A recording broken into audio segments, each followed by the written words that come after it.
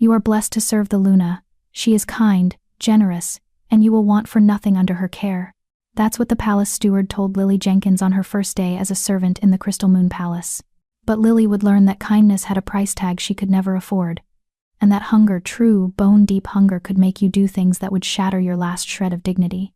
Because when you're invisible enough, when you're worthless enough, even the Luna's generosity will skip right over you. And when an Alpha King finds his mate's servant digging through garbage like a starving animal, the rage that follows doesn't just shake a palace. It breaks it wide open. Chapter 1. The Invisible Girl. Lily Jenkins had been invisible her entire life. Not literally, of course, though sometimes she wished for that kind of mercy. No. Lily was invisible in the way that truly powerless people are. Seen but not noticed. Present but not acknowledged. Alive but not quite real to anyone who mattered. She learned this truth early, growing up in the orphanage on the outskirts of the Crystal Moonpack territory. While the other children, stronger, prettier, louder, were chosen for apprenticeships and adoptions, Lily remained. Year after year, she watched them leave while she stayed behind, too plain to be wanted, too weak to be useful, too quiet to be remembered. "You're lucky," Matron Beulah Levine used to say, her voice dripping with the kind of false comfort that made Lily's stomach turn. "Some wolves are meant for greatness. Others are meant to serve. At least you'll always have a place in this world, even if it's at the bottom." Lily never argued. What was the point? By the time she turned 18, her fate was sealed. No family wanted her. No pack would claim her as anything more than an Omega, the lowest rank, reserved for those with wolf blood so diluted it barely registered. Her wolf, when it finally emerged during her first shift, was a pitiful thing. Small, gray, unremarkable. It whimpered instead of howled. Even her own wolf knew they were nothing. So when the palace sent word that they needed additional servants for the Luna's household, Lily jumped at the chance. It was survival, not ambition. The orphanage would kick her out soon anyway. They had younger mouths to feed, more promising futures to cultivate. At least at the palace. She'd have a roof over her head and meals provided. Or so she thought. The Crystal Moon Palace was a sprawling marvel of white stone and silver spires, perched atop the highest hill in the territory. It gleamed in the sunlight like something out of a fairy tale, beautiful and untouchable. Lily had only seen it from a distance before, a glittering dream that felt worlds away from the gray orphanage walls. Walking through its golden gates for the first time, she felt like an imposter. "Keep up, girl," barked Pat McMillan, the head steward, as he led her and 3 other new servants through the winding corridors. His voice echoed off the marble floors, sharp and impatient. "The Luna's household runs on precision and discipline. You're here to work, not gawk." Lily ducked her head and hurried after him, her worn shoes squeaking against the polished stone. The other servants, all prettier, all more confident, whispered and giggled behind their hands. Lily caught fragments of their excitement. "I heard the Luna is the most beautiful she-wolf in the realm. And the Alpha King, Tomas Olsen, they say he'd burn down kingdoms for her. We're so lucky to serve her." Lily said nothing. She focused on memorizing the route, left at the fountain with the marble wolves, right past the grand staircase, straight through the corridor lined with portraits of previous alphas. Her mind catalogued every detail, desperate not to get lost in this maze of wealth and power. Finally, they stopped in front of a set of ornate double doors carved with images of a full moon. Pat knocked twice, then pushed them open. "My Luna," he said, bowing deeply. "The new servants have arrived." Lily stepped inside and her breath caught. The room was magnificent. Sunlight poured through floor-to-ceiling windows, illuminating silk curtains that billowed in the breeze.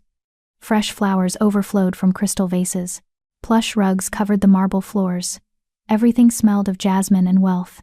And in the center of it all, seated on a velvet chaise like a queen on her throne, was Luna Lolita Conley. She was breathtaking. Golden hair cascaded down her back in perfect waves. Her emerald eyes sparkled with warmth and intelligence.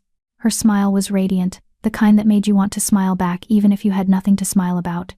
She wore a gown of pale blue silk that probably cost more than Lily would earn in a lifetime. "Welcome," Lolita said, her voice like honey. She stood gracefully and approached them, her movements fluid and elegant. "I'm so glad you're here. I know palace life can be overwhelming at first, but I promise you'll be well cared for in my household." The other servants practically glowed under her attention. They curtsied and murmured their thanks, their faces bright with adoration. Lily curtsied too, keeping her eyes down. Something about Lolita's perfection made her feel even smaller, even more inadequate, like standing next to the sun and realizing you were barely a spark. Lolita moved down the line, greeting each servant personally, learning their names, complimenting something about each of them. When she reached Lily, she paused. "And you are?" "Lily Jenkins, my Luna," Lily whispered. Lolita's smile didn't waver, but something flickered in her eyes, something cold and assessing that vanished so quickly Lily thought she'd imagined it. "Lily," Lolita repeated, her tone still sweet. "What a plain name, but I suppose plain can be useful in its own way." She tilted her head, studying Lily like one might study an insect. "You're quite small, aren't you? Almost. Fragile looking." "Yes, my Luna," Lily said. Because what else could she say? "Well." Lolita's smile brightened again, warm and gracious. "Everyone has their place. I'm sure we'll find yours." She turned back to Pat. "See that they're settled in the servants' quarters. And make sure they understand the household rules." "Of course, my Luna." Pat bowed again. As they were let out, Lily glanced back once. Lolita had returned to her chaise, already chatting with her lady's maid, Krista Simmons, a stunning brunette who'd served the Luna for years. Neither of them looked in Lily's direction. Invisible again. The servants' quarters were located in the palace's east wing, far from the luxurious chambers of the royal family.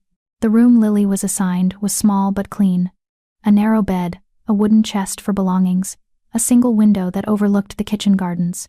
She shared a bathroom with 5 other servants. It was more than she'd had at the orphanage. "Listen carefully," Pat said, gathering all the new servants in the hallway. "Luna Lolita runs a generous household, but she expects perfection in return. You will wake at dawn. You will complete your assigned tasks without complaint.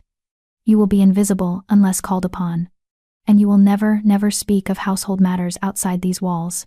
Is that clear?" "Yes, sir," they chorused. "Good." Pat's stern expression softened slightly. "Work hard, keep your heads down, and you'll be fed and housed better than most wolves in this territory. The Luna takes care of those who serve her well. Fed and housed." Lily clung to those words.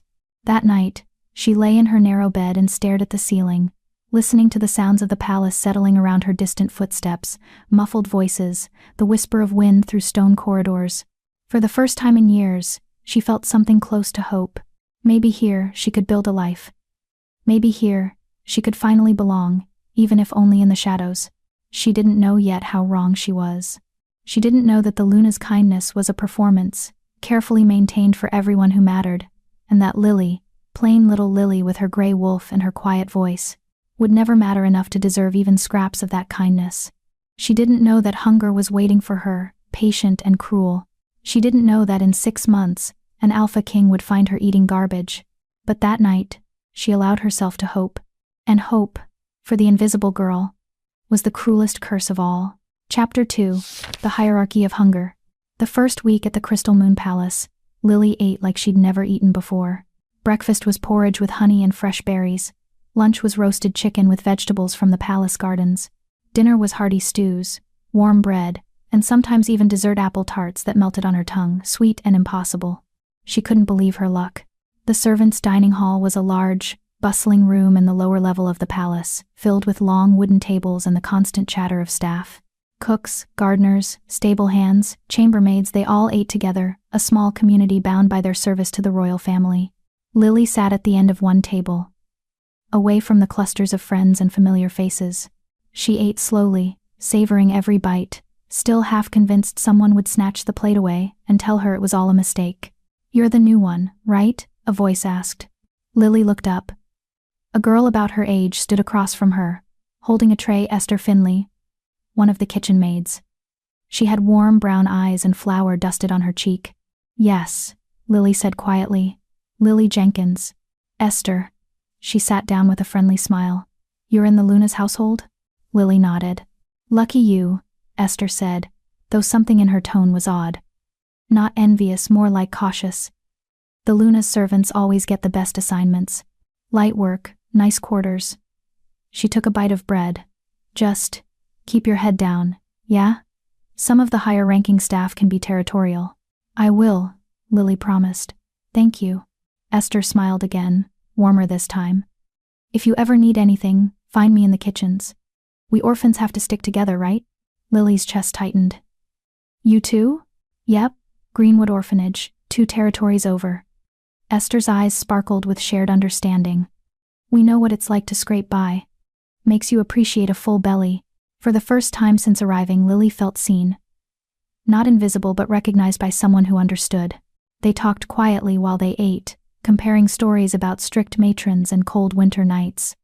When Esther had to return to the kitchens, she squeezed Lily's shoulder. "You'll do fine here," she said. "Just remember, palace life looks pretty on the surface. But there's always politics underneath. Stay invisible, like you said. It's safer." Lily watched her go, feeling grateful and unsettled in equal measure. Stay invisible. She was good at that. By the second week, Lily had settled into her routine. Her primary duty was attending to Luna Lolita's chambers, changing linens, organizing the vast wardrobe, polishing silver, arranging fresh flowers. The Luna was rarely in her rooms during the day. She spent her time in the garden pavilion, hosting teas with high-ranking she-wolves, or attending court functions with Alphaking Tomas. Lily caught glimpses of the Alphaking sometimes, usually from a distance. Tomas Olsen was everything an alpha should be: tall, broad-shouldered, devastatingly handsome with dark hair and storm-gray eyes. His presence commanded attention even when he was silent. When he walked through the palace corridors, people moved aside instinctively, their heads bowed in respect. But it was the way he looked at Lolita that stuck in Lily's memory. Like she was his entire world. Like he would tear apart anyone who threatened her happiness. Once, Lily had been arranging flowers in the Luna's sitting room when Tomas arrived unexpectedly. She'd frozen, unsure whether to announce herself or simply disappear, but he hadn't even noticed her.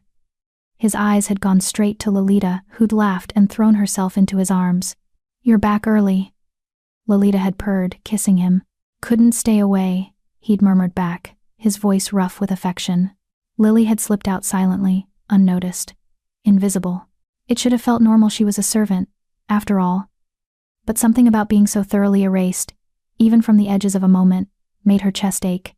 Still, she pushed the feeling down. She had food, she had shelter, she had work. That was enough. It had to be enough. The change started in the third week. Lily arrived at breakfast as usual, her stomach growling after the morning's chores. But when she reached the serving line, the cook, a stern-faced woman named Mona Nixon, looked right through her. "Next," Mona called, gesturing to the servant behind Lily. Lily blinked. I haven't gotten my plate yet." Mona's eyes flickered to her briefly, cold and dismissive. Luna's direct household staff eat after general palace servants. New rule. Step aside. But, step aside. Confused and embarrassed, Lily moved to the side. She waited while the other servants filed through, filling their plates. By the time they finished, the serving dishes were nearly empty. Mona scraped what remained, a thin gruel, some wilted vegetables, onto a small plate and shoved it at Lily. "There, move along." Lily stared at the meager portion. It was barely a meal. But she took it without arguing and found a seat at the end of the table. Across the hall, she noticed Krista Simmons, the Luna's head lady's maid, eating a full breakfast, her plate piled high. Krista caught her looking and smiled, a sharp, knowing curve of her lips. Lily looked away quickly, her face hot. Maybe it was just a mistake. A miscommunication about the new rules. But at lunch, the same thing happened. And at dinner. By the end of the week, Lily's stomach was a constant hollow ache. "Are you eating enough?" Esther's concerned voice broke through Lily's thoughts. They were in the palace gardens, where Lily had been sent to gather fresh lavender for the Luna's bath. Esther had come out to collect herbs for the kitchens. "I'm fine," Lily said automatically. "You're not." Esther frowned, studying her. "You've gotten thinner, and you look exhausted." Lily wanted to deny it, but the truth was written on her body. Her uniform hung looser than before. Dark circles shadowed her eyes. She felt weak all the time now, shaky and unfocused. "There's a new rule," she said finally, keeping her voice low. "Luna's household staff eat last. By the time I get to the line, there's barely anything left." Esther's frown deepened. "That doesn't sound right. The Luna's household has always been well fed, it's part of the prestige." "Maybe it's different for lower-ranking servants," Lily said. "Krista and the senior staff still get full meals, it's just, people like me." "People like you," Esther repeated, her tone angry now. "You mean the ones nobody's watching out for?" Lily shrugged, trying to seem unconcerned even as her stomach cramped with hunger. "It's fine. I'm used to getting by on less." "That's not fine, Lily." Esther grabbed her hand. Listen, come to the kitchens tonight after the evening shift. I'll sneak you something. The head cook won't notice. No, Lily pulled away gently but firmly. I can't risk getting you in trouble. Or myself. If they catch us breaking rules that are starving you, are still rules. Lily forced a smile she didn't feel. I'll figure it out. I always do. Esther looked like she wanted to argue more, but a sharp voice called her name from the kitchen doorway. She squeezed Lily's hand once more, hard. Promise me you'll ask for help if it gets worse. Lily nodded, even though they both knew it was a lie. Because asking for help meant being noticed. And being noticed, in Lily's experience, only brought more pain. Better to stay invisible. Better to endure. That night, Lily lay in bed with her stomach gnawing at itself, trying to remember what fullness felt like. The palace was silent around her, everyone else asleep. Through her small window, she could see the lights of the main palace glowing golden in the darkness, warm, abundant, unreachable. She thought about the Luna's chambers, where she'd worked that afternoon. The sitting room had been filled with half-eaten pastries from Lolita's afternoon tea, delicate cakes with cream and berries, barely touched. Sandwiches with the crusts cut off, abandoned after a single bite. Lily had cleared them away as instructed, carrying the tray down to the scullery where such things were discarded. So much waste. So much food, thrown away without a thought. Her stomach cramped again, sharp enough to make her curl on her side. It's temporary, she told herself. Things will get better. They have to. But deep down, in the part of her that had learned cruelty early and never forgotten, she knew the truth. Things were only going to get worse. Because when you're invisible, when you're worthless, the world doesn't just ignore you. It forgets you exist at all, even when you're starving right in front of it. Chapter 3. The Cruelty of Kindness. By the 4th week, Lily had learned to move through the palace like a ghost. She woke before dawn, her body weak and trembling from lack of food. She performed her duties in the Luna's chambers with mechanical precision, smoothing silk sheets that smelled of lavender, polishing mirrors until they gleamed, arranging hothouse roses in crystal vases. Her hands shook sometimes, making the delicate work harder, but she forced herself to be perfect. Perfect servants didn't get noticed. Perfect servants didn't get punished. The hunger had become a constant companion now, a hollow ache that never quite left. She'd stopped going to the servants' dining hall for breakfast. There was no point. The scraps she received weren't worth the humiliation of watching Krista and the senior staff eat their fill while she waited like a beggar. Instead, she rationed the meager portions from lunch and dinner, hiding bits of bread in her pockets to eat later when the gnawing became unbearable. It wasn't enough. It would never be enough. But she survived. That's what she was good at, surviving. Lily. She jumped at the sound of her name, nearly dropping the armful of soiled linen she was carrying. Luna Lolita stood in the doorway of her dressing room, beautiful as always in a gown of emerald silk that matched her eyes. Yes, my Luna? Lily curtsied quickly, her heart racing. Lolita smiled, that warm, radiant smile that made everyone love her. Come here, dear. I want to talk to you. Dread coiled in Lily's stomach. But she obeyed, setting down the linens and approaching carefully. Lolita gestured to a velvet settee. Sit with me. Lily hesitated. Servants didn't sit with the Luna. But Lolita patted the cushion insistently, still smiling. Don't be shy. I won't bite. Lily perched on the very edge of the settee, her spine rigid, her hands folded in her lap. Lolita settled beside her, close enough that Lily could smell her perfume, expensive, floral, overwhelming. I've been watching you, Lolita said softly. You work so hard, Lily, so diligently, never complaining, never asking for anything. She reached out and tucked a strand of Lily's dull brown hair behind her ear, the gesture almost maternal. That's admirable. Truly. Thank you, my Luna, Lily whispered, confused and frightened in equal measure. But I've noticed you've gotten thinner. Lolita's green eyes studied her with what looked like genuine concern. Are you feeling unwell? Is something troubling you? This was a test. It had to be. Lily had learned in the orphanage that authority figures never really wanted honesty. They wanted submission disguised as honesty. They wanted you to prove you could suffer silently. I'm fine, my Luna, she said carefully. Just adjusting to palace life. It's much busier than I'm used to. Lolita tilted her head, her expression thoughtful. You know, if you ever need anything extra food, perhaps, a day to rest, you should simply ask.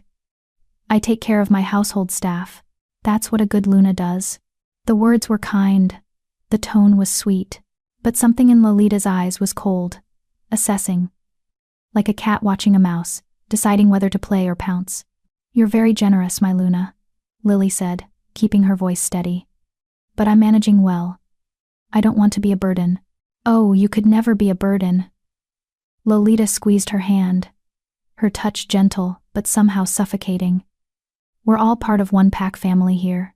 Your well-being matters to me." She paused, then added with a light laugh, "Though I suppose I understand why you'd hesitate to ask. Krista tells me you've been struggling to adapt to our household schedule.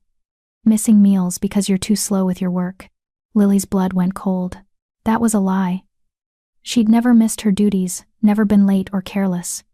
The meals she missed were because there was no food left by the time she was allowed to eat. But calling Lolita a liar or even suggesting Krista had misrepresented things would be suicide. "I'll work harder," Lily said quietly. "I'll be faster." "That's the spirit." Lolita's smile brightened, warm and encouraging. She stood gracefully, smoothing her gown. "I knew you were a good choice for my household. Keep up the excellent work, Lily. And remember, my door is always open if you need guidance." She swept out of the room, leaving behind the cloying scent of her perfume and the weight of unspoken threats. Lily sat frozen on the settee, her hands trembling. She understood now. This wasn't neglect.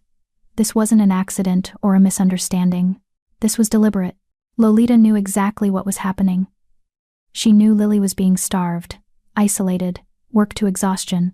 And she'd just made it clear that if Lily complained, if she broke the illusion of the Luna's benevolent household, she would be branded as ungrateful, lazy, a liar. The perfect trap. Lily could suffer in silence. Or she could speak up and lose everything. She chose silence. She always chose silence. That afternoon, while cleaning the Luna's sitting room, Lily found the tea service. It was sitting on a side table, forgotten from Lolita's morning entertainment. 3 silver tiers of delicate pastries, finger sandwiches, petit fours dusted with sugar. Most of them had been partially eaten, single bites taken, then abandoned. Lily stared at the food, her stomach cramping so hard it made her dizzy. She shouldn't. She knew she shouldn't. But her hands moved before her brain could stop them.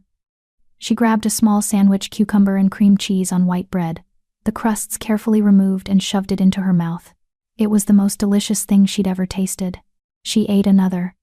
Then a pastry. Then another sandwich. Her hands shook as she devoured the abandoned food, barely chewing, barely tasting anything beyond sweet and salt and blessed fullness. Well, Lily froze, a half-eaten tart clutched in her hand. Krista Simmons stood in the doorway, her arms crossed, a satisfied smirk on her beautiful face. Behind her stood 2 other senior maids, Joyce Woods and Karen Pratt, both wearing identical expressions of disgust. "Stealing from the Luna," Krista said, her voice dripping with false shock. "I never would have believed it if I hadn't seen it with my own eyes." "I wasn't," Lily's voice cracked. "These were being thrown away." "Thrown away by whose authority?" Krista stepped closer, her eyes glittering with malice. "You think just because the Luna is finished with her tea, you have the right to eat her food like some stray dog? I'm sorry. You're pathetic." Krista snatched the tart from Lily's hand and threw it to the floor, grinding it under her heel. "Look at you. Filthy little Omega, too weak to earn your keep, too greedy to know your place." Joyce laughed, a sharp, cruel sound. "Should we tell the Luna? I'm sure she'd love to know her charity case is a thief." Terror flooded Lily's veins. Please, I'll never do it again. I promise." "Oh, you won't," Krista agreed. Her smile turned vicious. "Because if I ever catch you taking what doesn't belong to you again, I'll make sure you're thrown out of this palace so fast you won't have time to pack your pathetic belongings. And trust me, the Luna will believe whatever I tell her." She leaned in close, her voice dropping to a whisper only Lily could hear. "You're nothing. You've always been nothing. The only reason you're still here is because watching you starve entertains me. So keep your head down, keep your mouth shut, and maybe we'll let you stay long enough to be useful." She straightened, her expression shifting back to pleasant neutrality. "Clean up this mess," she ordered. "And next time you're hungry, remember you're only here because we allow it." The 3 of them swept out, their laughter echoing down the hallway. Lily stood alone in the beautiful room, surrounded by luxury and waste, her body shaking with humiliation and rage and helpless, crushing despair. She dropped to her knees and began gathering the ruined food from the floor, her vision blurred with tears she refused to let fall. Because crying didn't change anything. Crying didn't fill empty stomachs. Crying didn't make you matter. She was nothing. She'd always been nothing. And nothing was all she'd ever be. Chapter 4. The Descent. 6 weeks into her service at the Crystal Moon Palace, Lily Jenkins stopped recognizing herself in the mirror. Her face had hollowed out. Cheekbones sharp beneath pale skin stretched too tight. Her uniform hung off her frame like a burial shroud. Dark circles ringed her eyes not just from lack of sleep, but from the constant, grinding exhaustion of a body consuming itself to survive. She moved through her days in a fog, performing her duties on autopilot. Straighten the Luna's bed, polish the silver, arrange the flowers, smile when spoken to, disappear when not needed. Stay invisible. Stay silent. Stay alive. The hunger had evolved beyond physical pain into something else, a numbness that made everything feel distant and unreal. Sometimes she'd find herself standing in the middle of a room, unable to remember how she'd gotten there or what she was supposed to be doing. Other servants noticed, of course. She caught their whispers, their sidelong glances. Is she sick? Maybe she's just lazy. I heard she barely eats. Probably some eating disorder. Attention-seeking, if you ask me. Nobody asked her. Nobody helped her. Even Esther had grown cautious after Lily repeatedly refused her offers of smuggled food. The friendship cooled into polite distance, not cruelty, just self-preservation. Everyone in the palace knew that associating with someone in Krista's bad graces was dangerous. So Lily was alone. Truly, completely alone. It was on a Tuesday evening, during the Luna's weekly banquet, that Lily's world finally shattered. The great hall glittered with candlelight and crystal, filled with high-ranking pack members dressed in their finest. Alphaking Tomas sat at the head of the long table, devastating in his formal attire, his hand resting possessively on Lolita's. The Luna glowed like a jewel, her golden hair crowned with diamonds, her emerald gown shimmering with every movement. They looked like something from a fairy tale, beautiful, powerful, perfectly matched. Lily and the other servants moved through the hall like shadows, refilling wine glasses, clearing plates, ensuring the celebration ran smoothly. The scent of roasted meat and fresh bread and rich desserts filled the air, overwhelming and torturous. Lily's hands trembled as she carried a heavy tray of empty dishes toward the kitchen. Her vision swam. She'd eaten nothing but a thin slice of bread that morning, all she'd managed to pocket from yesterday's meager dinner ration. Just make it through tonight, she told herself. Just a few more hours. She was passing behind the Luna's chair when it happened. Her legs gave out. Not dramatically, there was no graceful faint, no theatrical collapse. Her knees simply stopped working, buckling without warning. The tray slipped from her numb fingers and crashed to the floor with a sound like thunder. Porcelain shattered. Crystal exploded into glittering shards. Wine spread across the marble floor like blood. The entire hall fell silent. Lily found herself on her hands and knees in the wreckage, her body shaking, her mind blank with shock and terror.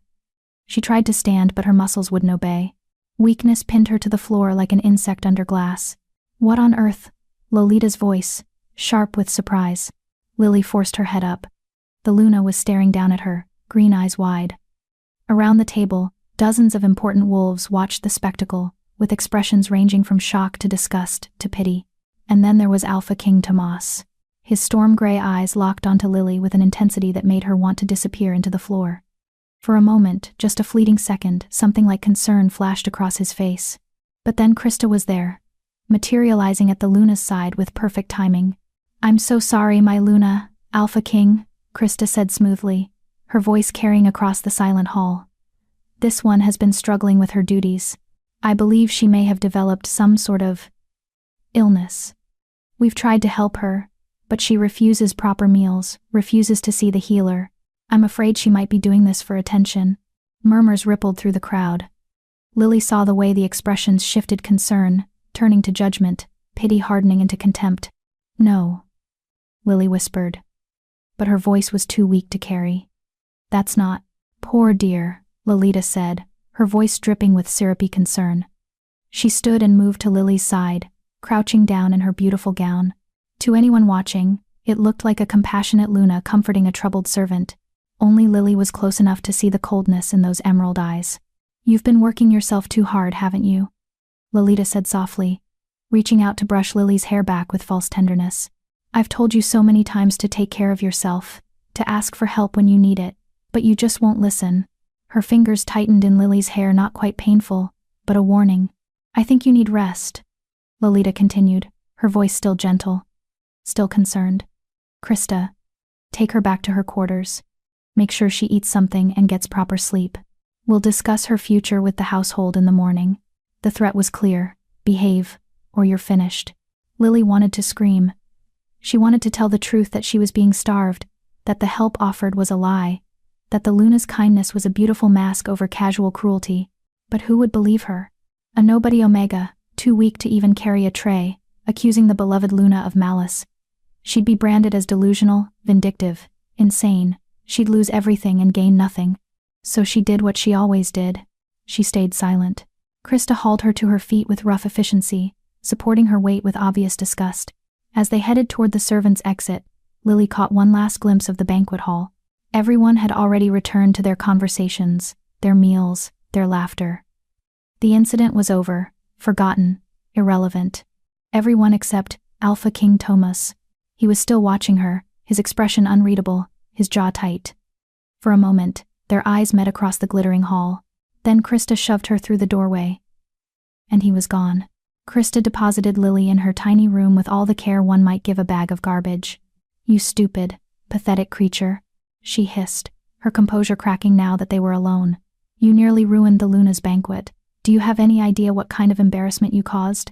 "I'm sorry," Lily's voice was barely a whisper. "Sorry isn't good enough." Krista grabbed her chin, forcing eye contact.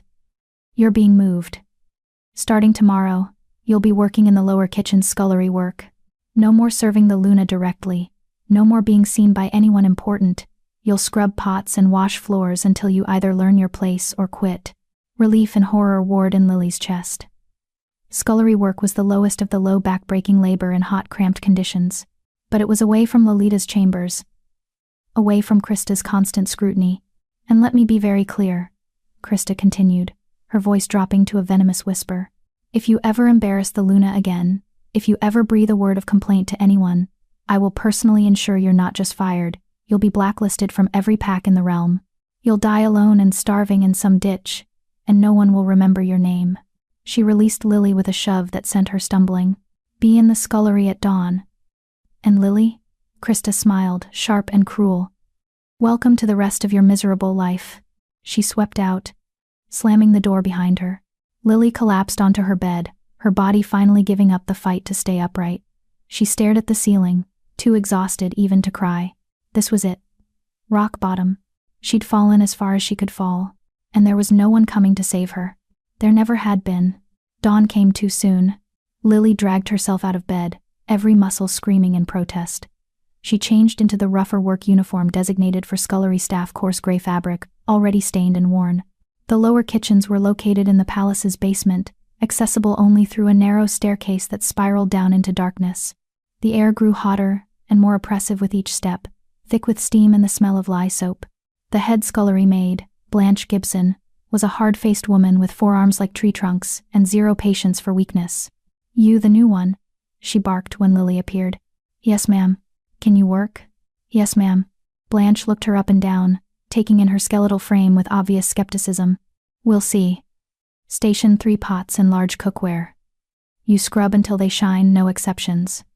Break for lunch is at 2. Dinner at 8. Work ends when the work is done, not before. Questions?" "No, ma'am." "Good. Get moving."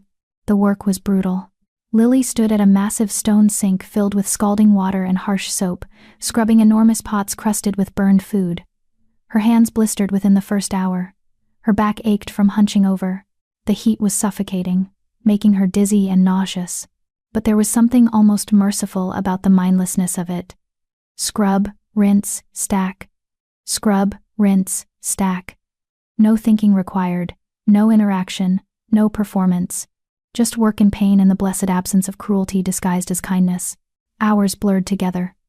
When the lunch break was finally called, Lily could barely straighten her spine. She followed the other scullery workers to their separate dining area, smaller than the main servants' hall, less pleasant, but functional.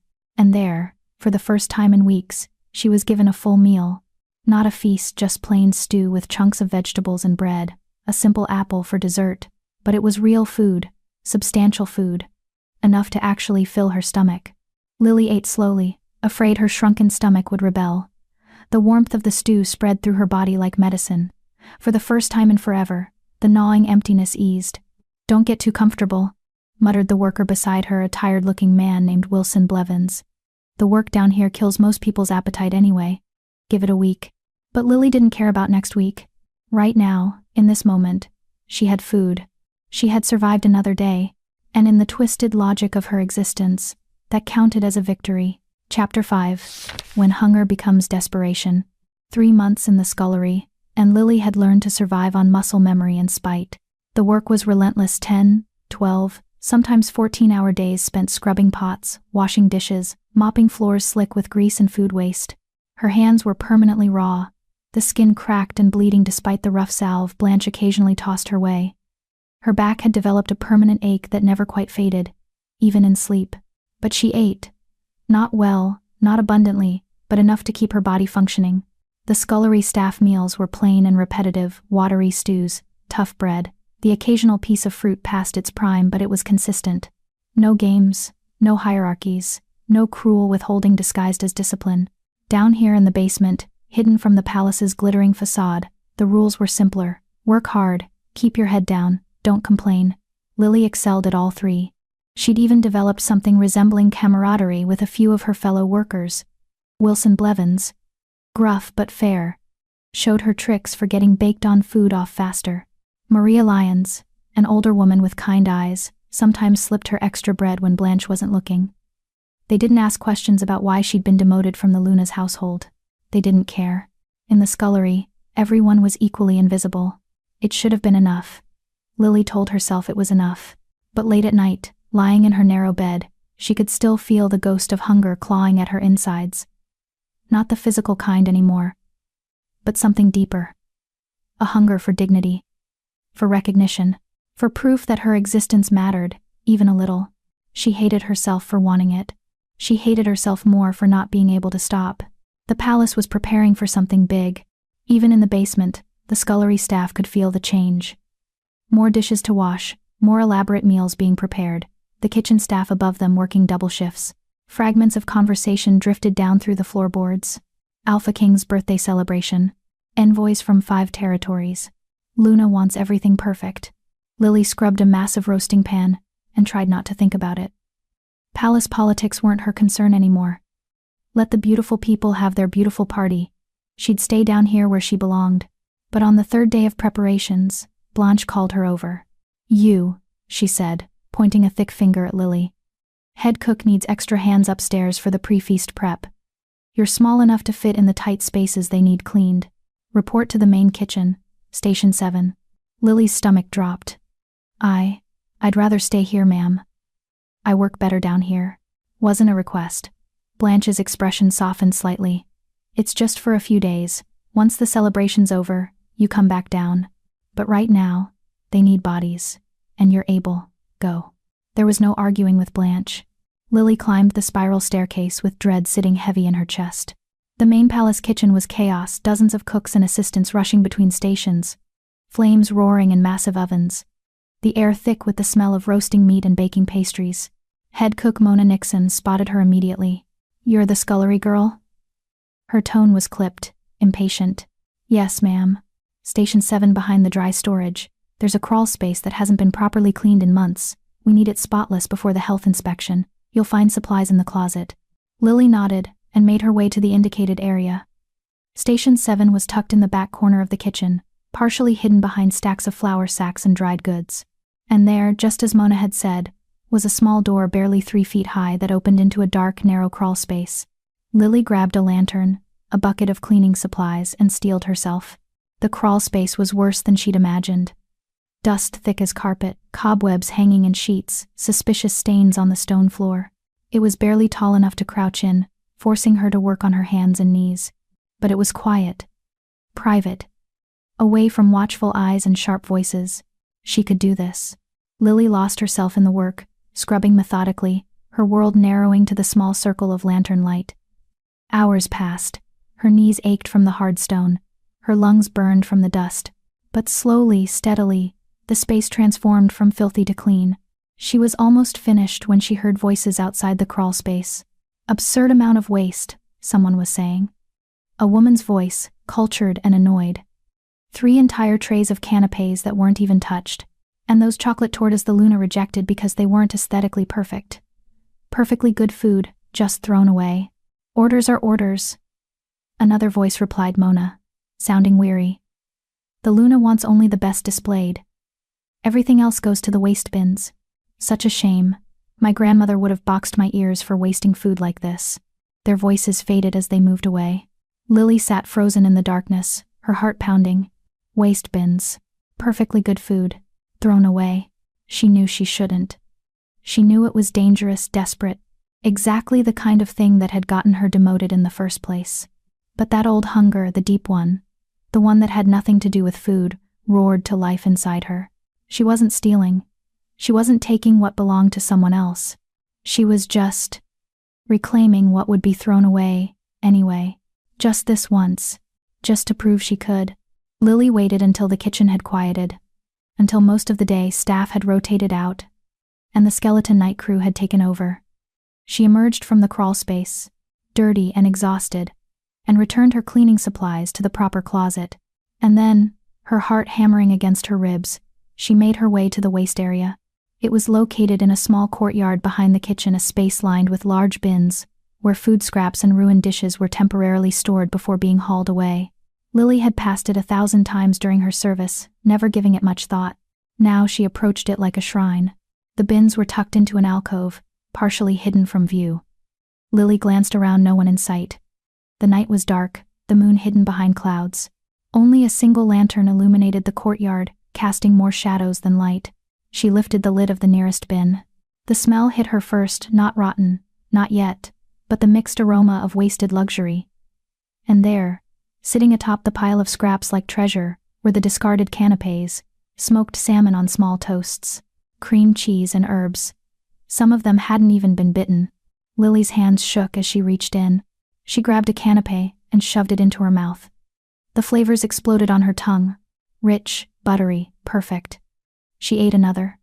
Then another. Not because she was hungry, the scullery dinner had been adequate, but because she could. Because for once, she was taking something, claiming something, even if it was garbage. Even if it made her garbage too. She didn't hear the footsteps.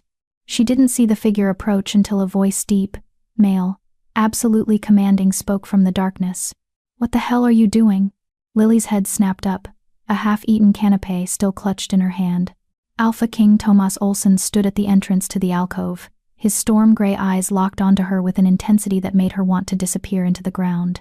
For a moment, neither of them moved. Lily's mind went blank with terror. This was it. This was the end. Caught eating garbage by the Alphaking himself. She'd be thrown out, blacklisted, probably executed for the sheer audacity of... But Thomas wasn't looking at her with disgust. He was looking at her with something that might have been horror. "You're..." He stepped closer, his movements slow, almost careful, like he was approaching a wounded animal. "You're one of the palace servants. I remember you. From the banquet you collapsed." Lily couldn't speak, couldn't move, could barely breathe. Thomas's gaze dropped to the bin, to the food clutched in her trembling hand, then back to her face. And something in his expression shifted, hardened into something cold and terrible. "How long?" His voice was quiet, but there was fury underneath it, barely leashed. "How long have you been eating from the waste bins?" Lily's voice cracked. "This is the first time, I swear. Don't lie to me." The command in his tone made her wolf whimper in submission. "I can see it in your eyes. This isn't the first time." "How long?" Tears burned Lily's eyes, but she forced them back. "A few weeks. Not often. Just when I couldn't." She couldn't finish. Couldn't explain the desperation, the hunger that went beyond food. The way being invisible had slowly eroded her humanity until eating garbage seemed like a reasonable choice. Thomas stared at her for a long moment, his jaw clenched so tight she could see the muscle jumping. When he spoke again, his voice was dangerously soft. "Who's your direct supervisor?" "I work in the scullery now. Blanche Gibson. But before, I was in the Luna's household." "The Luna's household." Something flashed in his eyes. "And you're telling me that a servant under my mate's care has been reduced to eating garbage. And no one thought to inform me. It's not. Lily's voice broke. It's not the Luna's fault. She's been nothing but kind. It's me. I'm the problem. I don't work hard enough. I don't eat properly when food is offered. Stop. The single word cracked like a whip. Tomas ran a hand through his hair, his composure fracturing. Stop defending people who've clearly failed you. He looked at her, really looked at her, and Lily saw the exact moment he registered just how thin she was, how her uniform hung off her frame, how her hands shook with more than just fear. When was the last time you had a real meal? He asked quietly. I eat in the scullery. Every day. It's enough. That's not what I asked. His eyes pinned her. When was the last time you had enough food that you went to bed without your stomach hurting? Lily opened her mouth. Closed it. Couldn't remember. The silence stretched between them, heavy with truth. And then Tomas did something Lily never expected. He reached into the bin, pulled out one of the discarded canapés, and looked at it with an expression of absolute disgust, not at the food, but at what it represented. This ends now, he said, his voice carrying the weight of an alpha's command. You're coming with me. What? No, I can't. That wasn't a request. He turned those storm-gray eyes on her, and Lily's wolf immediately submitted, her body moving before her brain could protest. I'm taking you to the head healer. You're going to be examined, fed properly, and then, his expression went cold, deadly. Then I'm going to find out exactly how one of my pack members ended up eating garbage while living in a palace full of food. Lily wanted to protest, to run, to disappear. But the Alpha King's command was absolute, and as he led her out of the alcove, away from the waste bins and the shame and the darkness, one terrifying thought crystallized in her mind. The invisible girl had finally been seen, and nothing would ever be the same again. Chapter 6. The Alpha's Fury.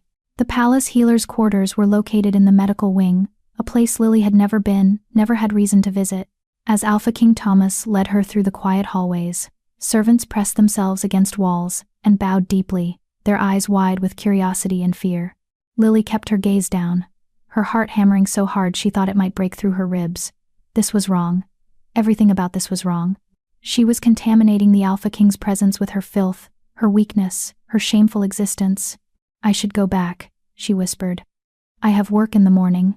You're not going anywhere. Tomas's voice was firm but not unkind. Not until I have answers. He stopped in front of a carved wooden door and knocked twice. A moment later, it opened to reveal a middle-aged woman with silver-streaked hair and sharp, intelligent eyes. Dr. Chelsea Ramirez, the palace's head healer. Alpha King, she said, surprised. Then her gaze fell on Lily, and her expression shifted to professional concern. What's happened? I need you to examine her, Tomas said without preamble. Full assessment. Nutritional status. Signs of chronic deprivation. Everything. Chelsea's eyes narrowed as she took in Lily's appearance, the hollow cheeks, the trembling hands, the way her uniform hung off her skeletal frame. Of course. Come in, dear. She ushered Lily inside while Tomas followed, closing the door behind them. The healer's quarters were warm and smelled of herbs and clean linen. Chelsea guided Lily to a padded examination table. What's your name? She asked gently. Lily Jenkins, ma'am. Well, Lily, I'm going to check a few things. Nothing invasive, I promise. Just need to understand what's going on with your body. Chelsea pulled out a small notebook and a measuring tape. When did you last eat? Today. Dinner in the scullery, stew and bread. And before that? Lunch. Same thing, mostly. Chelsea glanced at Tomas, who stood near the door with his arms crossed, his expression unreadable. She turned back to Lily. I'm going to need you to be honest with me, Lily. Have you been eating regularly, 3 meals a day? Lily hesitated. The truth felt like a betrayal of herself, of the illusion she'd worked so hard to maintain. But the Alpha King's presence made lying impossible. Not always, she admitted quietly. For a while, in the Luna's household, there wasn't enough. But in the scullery, I eat every day. How long is a while? 6 weeks, maybe 2 months. Chelsea's jaw tightened. She began the examination, checking Lily's pulse, her temperature, her reflexes. She measured her weight, her height, the circumference of her arms. With each measurement, her frown deepened. Severe malnutrition, she murmured, writing notes. Muscle atrophy. Signs of chronic stress. Your pulse is weak. Blood pressure low. She looked up at Tomas. Alphaking. This didn't happen overnight. This is months of sustained deprivation. Something dangerous flashed across Tomas's face. How bad? Another few weeks, and we'd be looking at organ failure. Chelsea's voice was blunt, clinical. Her body has been cannibalizing itself to survive. She's likely been experiencing dizziness, weakness, difficulty concentrating. Her immune system is compromised. Honestly, I'm surprised she's still standing. Lily stared at the floor, shame burning through her veins. This was proof that she was broken, defective, unable to function like a normal person. I'm sorry, she whispered. I tried to work harder. This has nothing to do with working hard, Chelsea interrupted firmly. She turned to Tomas. Alphaking, with your permission, I need to keep her here overnight. IV fluids, nutritional supplements. Her stomach has shrunk. We need to reintroduce food carefully or she'll get sick. Do whatever you need to do, Tomas said.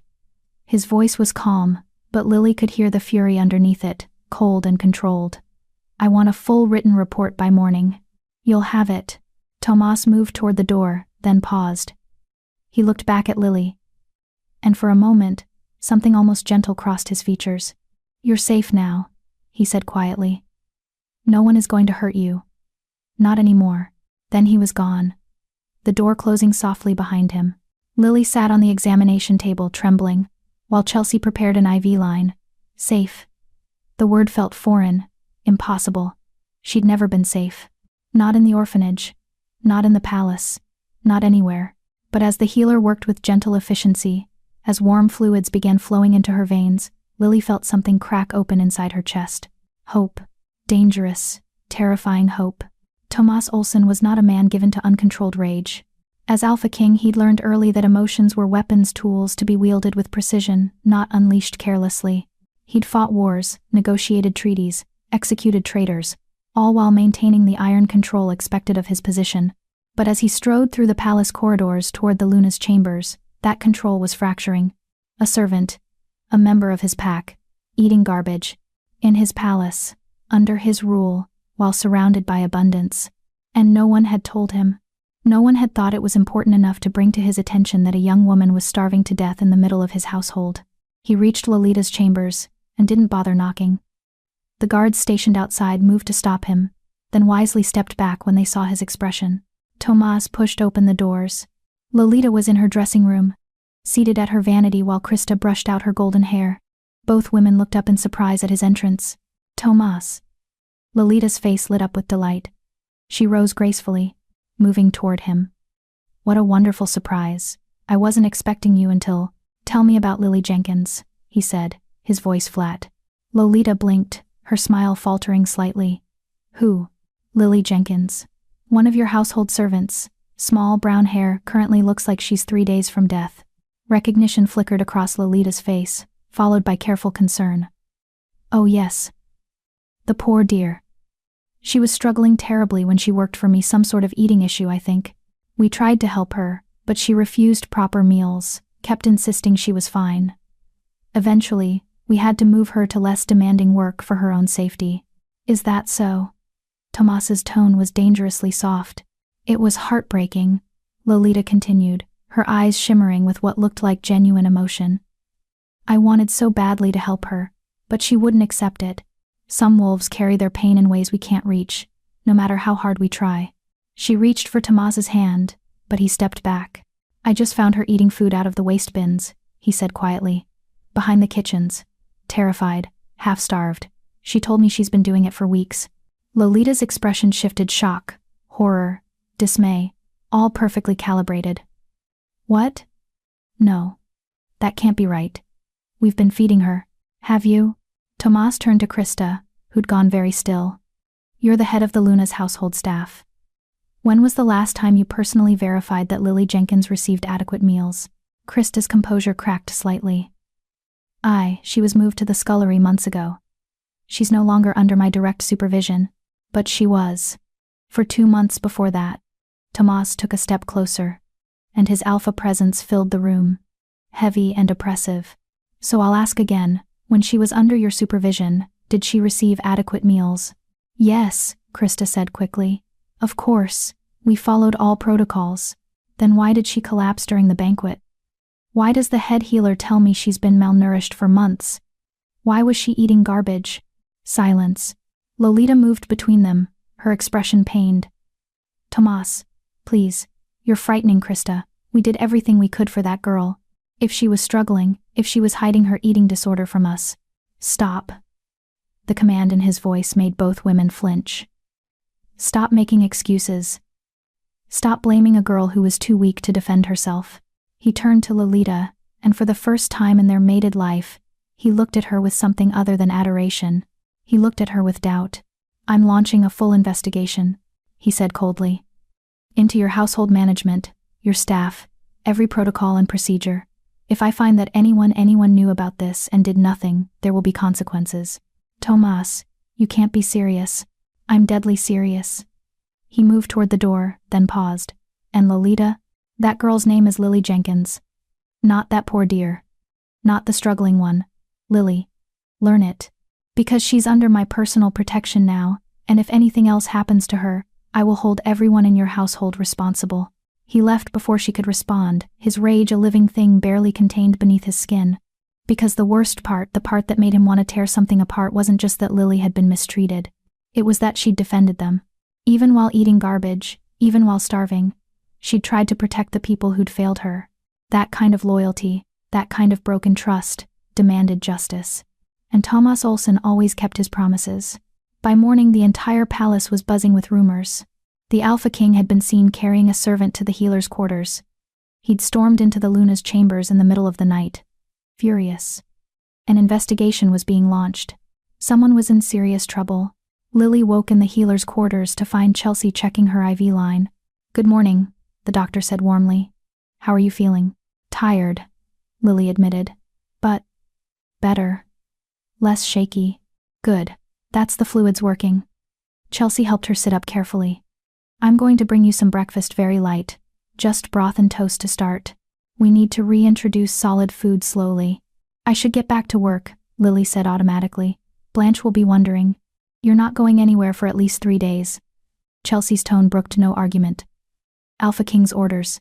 You're to rest, eat properly, and recover. After that, we'll reassess. Lily's chest tightened with anxiety. But my position is secure. The Alphaking was very clear about that. Chelsea squeezed her shoulder gently. You're safe, Lily. I know that's hard to believe, but it's true. Just focus on getting better. After Chelsea left, Lily sat in the quiet room, her mind spinning. The Alphaking had helped her, protected her, promised an investigation. It didn't make sense. She was nobody. Why would he care? But even as the question formed, she remembered the look in his eyes when he'd found her by the waste bins, not disgust, but horror, not judgment, but rage on her behalf. Someone had finally seen her, really seen her, and for the first time in her life, Lily didn't know if that was a blessing or a curse. Because when you'd spent your whole existence being invisible, being seen meant everything could change. And change, in Lily's experience, usually meant more pain. But maybe, just maybe, this time would be different. Maybe this time, the invisible girl would finally matter. Chapter 7. Unraveling Threads. The investigation began at dawn. Tomas assembled a team he trusted completely. Beta Stephen Baker, his second-in-command and childhood friend. Gamma Timothy Anderson, head of palace security. And Alfred Ashe, the palace's record-keeper who'd served 3 generations of Alphakings with unwavering honesty. They gathered in Tomas's private study, away from prying eyes and listening ears. I want everything, Tomas said, his voice hard. Meal logs, staff schedules, financial records for the Luna's household. Interview every servant who worked alongside Lily Jenkins. I want to know exactly how this happened and who's responsible. Stephen exchanged a glance with Timothy. Alphaking, he said carefully. Are you certain you want to pursue this? The Luna is my mate, Tomas finished coldly. Which is exactly why I need to know the truth. If her household has been mismanaged, she has a right to know. If someone has been acting in her name without her knowledge, they need to be held accountable. He didn't voice the darker possibility that Lolita had known, had allowed it, had perhaps even orchestrated it. That thought sat in his chest like a stone, heavy and painful. Understood, Stephen said. We'll be discreet. No. Tomas's jaw tightened. Be thorough. I don't care who gets uncomfortable. A girl nearly died in my palace. Discretion is secondary to truth. Alfred cleared his throat. I've already pulled the household financial records, Alphaking. There are irregularities. What kind of irregularities? The Luna's household budget includes substantial allocations for servant meals and care. But according to these ledgers, much of that money has been redirected to other expenses, decorations, entertainment, gifts for visiting dignitaries. Alfred adjusted his spectacles. The actual amount spent on servant welfare is significantly lower than what was approved. Silence fell over the room. Who authorized the redirections? Tomas asked quietly. Head lady's maid Krista Simmons. She has signing authority for household expenses under the Luna's seal. Timothy leaned forward. I can have her brought in for questioning. Not yet. Tomas stood, moving to the window that overlooked the palace grounds. Dawn light was breaking over the horizon, painting everything gold. First, I want to talk to the other servants, get their stories, build a complete picture before anyone has a chance to coordinate their lies. And the Luna? Stephen asked carefully. Leave her to me. By midday, the interviews had painted a damning picture. Maria Lyons, the scullery worker who'd befriended Lily, testified that the girl had arrived from the Luna's household, looking half dead already. When pressed, she admitted she'd heard whispers among the lower staff that the Luna's household was brutal to new servants, that favorites got preferential treatment while others were slowly pushed out through systematic neglect. Wilson Blevins confirmed it. Everyone knows working for the Luna is either the best position in the palace or the worst. No middle ground. If she likes you, you're set for life. If she doesn't. He shrugged uncomfortably. People disappear. Get reassigned. Some quit entirely. Esther Finley broke down crying during her interview. I tried to help her, she sobbed. I offered to sneak her food, but she was so scared of getting caught. She kept saying it would get better, that she just needed to work harder. I should have done more. I should have told someone. You're telling someone now, Stephen said gently. That's what matters. But the most damning testimony came from a junior maid, named Ashley Coffey, who'd worked in the Luna's household before being reassigned to the gardens. Krista ran everything, she said, her voice shaking. The Luna was always so kind and generous in public, but behind closed doors, Krista made all the real decisions. Who got proper meals, who got rest days, who got punished for small mistakes. She twisted her hands together. There was a hierarchy. If Krista liked you, life was easy. If she didn't, what happened if she didn't? Timothy prompted. You starved. Ashley's voice dropped to a whisper. Not officially. Nothing you could prove. But your meal times would be scheduled when there was barely any food left. Your duties would be arranged so you never had time to eat properly. And if you complained, you'd be labeled as difficult, attention-seeking, mentally unstable. Did the Luna know about this? Ashley hesitated. I don't know. Maybe? Krista was careful. She always made it look like she was just following the Luna's standards for excellence. And the Luna, she only saw what she wanted to see. The servants who adored her, the perfect household, the image of benevolent leadership. Stephen closed his notebook with a snap. We need to bring Krista in. Krista Simmons sat across from the investigation team with her spine straight, and her expression perfectly composed. She wore her lady's maid uniform immaculately, every hair in place, her face arranged in polite confusion. I'm happy to help however I can, she said smoothly. But I must say, I'm surprised by all this. Lily was troubled, certainly, but we did everything possible to support her. Walk me through the meal schedule for the Luna's household servants, Timothy said. Of course. General Palace staff eat in shifts, breakfast at 7, lunch at 1, dinner at 7. The Luna's household staff have slightly adjusted times to accommodate our duties. And what were those times? Breakfast at 8, lunch at 2, dinner at 8:30. Alfred consulted his notes. According to the kitchen logs, by 8 a.m., the breakfast service is largely depleted. Same for lunch at 2 and dinner at 8:30. These times were specifically chosen to ensure minimal food availability. Krista's composure cracked slightly.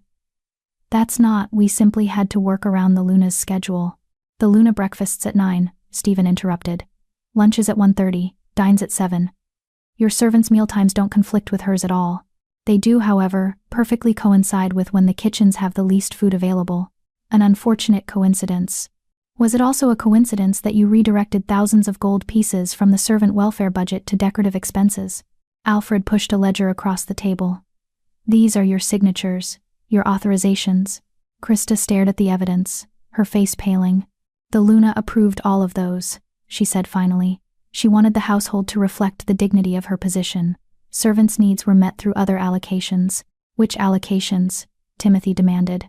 Because according to every record we have, the Luna's household servants receive the least amount of food, medical care, and basic supplies of any department in this palace, while the Luna's personal quarters receive triple the approved budget for luxuries. Silence. Tomas, who'd been standing silently by the window, finally spoke.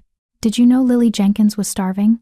His voice was quiet, but the alpha command underneath it made Krista's wolf instinctively bare its throat in submission. She swallowed hard. She was struggling, but she refused help. She wouldn't see the healer, wouldn't accept extra food. Because you made her believe accepting help meant admitting weakness, Tomas said coldly. Because you created a culture where asking for basic necessities was treated as a character flaw. The Luna wanted excellence. Don't hide behind my mate. The words cracked like a whip. These were your choices. Your cruelty. Own them. Krista's perfect composure shattered. Tears spilled down her cheeks, real ones, Tomas noted with disgust. Not remorse. Fear. I was just trying to maintain standards, she whispered. To ensure the Luna's household reflected her grace. I never meant for anyone to suffer. And yet they did. Stephen leaned forward. How many servants have left the Luna's household in the past year? I don't know. Several. But that's normal turnover. 17, Alfred said flatly. 17 servants reassigned or quit entirely. The highest turnover rate in the palace by a factor of 4. The evidence was damning. Undeniable. Tomas felt something cold and terrible settle in his chest. Because even if Krista was the architect, even if she'd acted independently, she'd done so under Lolita's authority, in Lolita's name. His mate's household had become a place of systematic cruelty, and he'd never noticed. You're dismissed from service, he said quietly. Effective immediately. You'll be escorted from the palace grounds within the hour. Consider yourself fortunate. I'm not pursuing criminal charges. Krista opened her mouth to protest, then closed it when she saw his expression. She stood on shaking legs and was led out by 2 guards. After she was gone, Stephen spoke carefully. Alphaking, we need to address the Luna's role in this. I know. Tomas's voice was heavy with something that might have been grief. Gather all the evidence. I'll speak with her tonight, because the truth was unavoidable now. Either Lolita had known about the abuse and allowed it, which would make her complicit in Lily's suffering, or she hadn't known, hadn't noticed, hadn't cared enough to look beyond the perfect surface her household presented, which made her negligent in a way that was almost worse. Both possibilities meant his mate, the woman he'd loved without question, the Luna he'd trusted to care for their pack, had failed in the most fundamental way, and Tomas wasn't sure which truth would hurt more. Lily spent 3 days in the healer's quarters, slowly learning how to eat again. Chelsea was patient, introducing food gradually, broths, soft breads, steamed vegetables, teaching her how to recognize hunger and fullness, how to trust that food would be there tomorrow, that she didn't need to hoard or panic. It was harder than Lily expected. Her body had adapted to starvation, her mind had learned to ignore hunger signals. Now she had to relearn everything. But the hardest part was the silence. No one came to visit her. No one checked on her progress. The palace hummed with activity outside her window, but inside the healer's quarters, she was isolated. She told herself it was fine. Better to be alone than to face whatever consequences were coming. But late at night, lying in the comfortable bed, her stomach finally full, she couldn't stop thinking about the Alphaking's words. You're safe now. She wanted to believe it. She wanted to believe that being seen, being saved, meant something would actually change. But hope was dangerous. Hope was what had kept her believing things would get better in the Luna's household, right up until she was eating garbage behind the kitchens. So Lily did what she'd always done. She stayed quiet. She stayed still. She waited to see what would happen next. Because invisible girls didn't get happy endings. They just survived. And survival, Lily had learned, was all she could really count on. Chapter 8. The Luna's Truth. Tomas waited until evening to confront Lolita. He found her in the garden pavilion, her favorite retreat, a structure of white marble and climbing roses where she often entertained guests or simply enjoyed the sunset. She was alone, seated on a cushioned bench with a book in her lap, looking every bit the graceful Luna. Beautiful. Perfect. Untouchable. She looked up when he approached, and her face lit with genuine pleasure. Tomas. I was hoping you'd come. I've barely seen you these past few days. She set aside her book and patted the seat beside her. Come. Sit with me. Watch the sunset. He remained standing. We need to talk about your household. The warmth in Lolita's expression dimmed slightly. I heard you dismissed Krista, darling. I understand you're upset about that poor girl, but don't you think that was rather harsh? Krista has served me faithfully for years. Krista systematically starved your servants. Tomas's voice was flat, controlled. She redirected welfare funds to luxury expenses. She created a hierarchy of cruelty that drove 17 wolves out of service in a single year. And she did all of it using your authority. Lolita's eyes widened. What? No, that can't be right. Krista would never. I have the evidence. Financial records, testimonies from multiple servants, documentation from the healer. He pulled a folder from his jacket and set it on the bench between them. It's all there. Everything that's been happening under your seal, in your name. Lolita stared at the folder like it might bite her. Slowly, reluctantly, she opened it and began reading. Tomas watched her face as she processed the information, the shock, the confusion, the dawning horror, or at least, what looked like those emotions. He'd learned in recent days that his mate was an exceptional performer. I had no idea, she whispered finally, her voice shaking. Tomas, you have to believe me. I never authorized any of this. I trusted Krista to manage the household properly. I thought, her voice broke. I thought everything was fine. Better than fine. Everyone always seemed so happy to serve me. The ones you saw were happy, Tomas said quietly. The favorites. The beautiful ones, the charming ones, the ones Krista deemed worthy of your attention. The rest were invisible. Like Lily. Like Lily. Lolita set down the folder with trembling hands. Tears gathered in her emerald eyes, spilling down her perfect cheeks. I failed her. I failed all of them. I was so focused on maintaining appearances, on being the perfect Luna, that I never looked beneath the surface. I never questioned, never investigated. I just assumed. She looked up at him, her expression devastated. How can you ever forgive me? This was the moment. The moment where Tomas should have gathered her in his arms, told her it wasn't her fault, promised that they'd fix things together. But he couldn't. Because something about this confession felt rehearsed. Perfectly calibrated for maximum emotional impact. Did you know? He asked quietly. What? Did you know what Krista was doing? Not the details, maybe, but the general picture. Did you know some of your servants were suffering while others thrived? Lolita's tears stopped as suddenly as they'd started. How can you ask me that? Because I need to know the truth. Tomas took a step closer, his alpha senses reading every micro-expression, every slight change in her heartbeat and scent. Not the performance. Not the version that makes you look best. The actual truth. I am telling you the truth. Lolita stood, her voice rising with indignation. I was deceived by someone I trusted. I made mistakes through ignorance, not malice. How dare you suggest otherwise? I saw Lily, Tomas said, his voice hard. I saw what months of systematic neglect did to her. She was eating garbage, Lolita. Garbage. In our palace, surrounded by abundance, while your chambers overflow with luxury, and you're telling me you never noticed anything wrong? There are hundreds of servants in this palace. She worked in your personal chambers. She changed your sheets, arranged your flowers, organized your wardrobe. You spoke to her directly when she first arrived. You told me yourself you remembered her from the banquet where she collapsed. His eyes narrowed. So, either you're remarkably unobservant, or you chose not to see. Lolita's face went pale, then flushed with anger. I won't be interrogated like some criminal. I'm your mate. Your Luna. I deserve your trust. Trust is earned, Tomas interrupted coldly. And right now the evidence suggests you either knew and allowed it, or were so negligent in your duties that you might as well have. How dare you? How dare I what? Care about a pack member who was suffering? Hold my Luna accountable for her household? Expect basic competence and compassion from the woman who's supposed to help me lead? The words hung between them, sharp and brutal. Lolita stared at him with an expression he'd never seen before, something cold and calculating beneath the hurt. For just a moment, the mask slipped, and he saw something that made his wolf growl low in warning. Then it was gone, replaced by wounded dignity. "I see," she said quietly. "You've already made up your mind. I'm guilty regardless of what I say, what I do. Because a nobody Omega's word is apparently worth more than your mate's. This isn't about Lily's word against yours. This is about evidence, documentation, multiple testimonies, a pattern of behavior that persisted for years, all of which can be blamed on Krista, who I've already lost because of your investigation."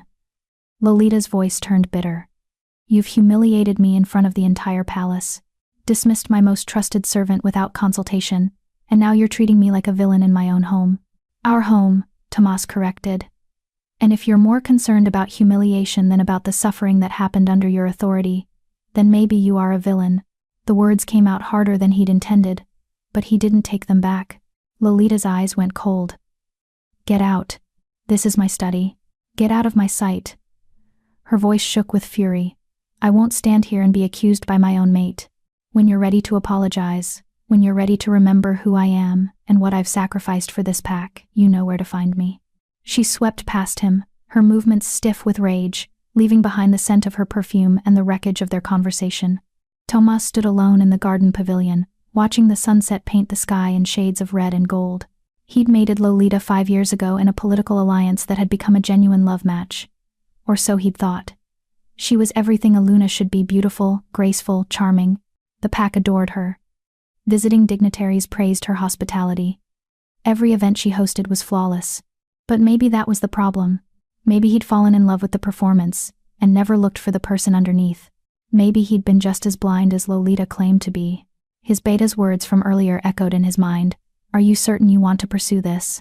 Because pursuing this, really pursuing it, following every thread until he found the truth, might mean discovering that his mate was not who he'd believed her to be. And if that happened, if the Luna herself was revealed as complicit or negligent or simply too self-absorbed to notice suffering right in front of her, the political implications alone could destabilize the pack. But the alternative, pretending nothing was wrong, sweeping Lily's suffering under the rug, allowing the same patterns to continue, was unconscionable. Tomas had built his leadership on justice, on protecting the vulnerable, on ensuring that strength meant protecting those who couldn't protect themselves. He couldn't abandon those principles now, not even for his mate. That night, Lily had a visitor. She'd been dozing, her stomach finally comfortable with solid food, when a soft knock woke her. Chelsea opened the door to admit Alphaking Tomas, who looked tired and somehow older than he had 3 days ago. "I hope I'm not disturbing you," he said quietly. Lily scrambled to sit up, her heart racing. "No, Alphaking. Of course not."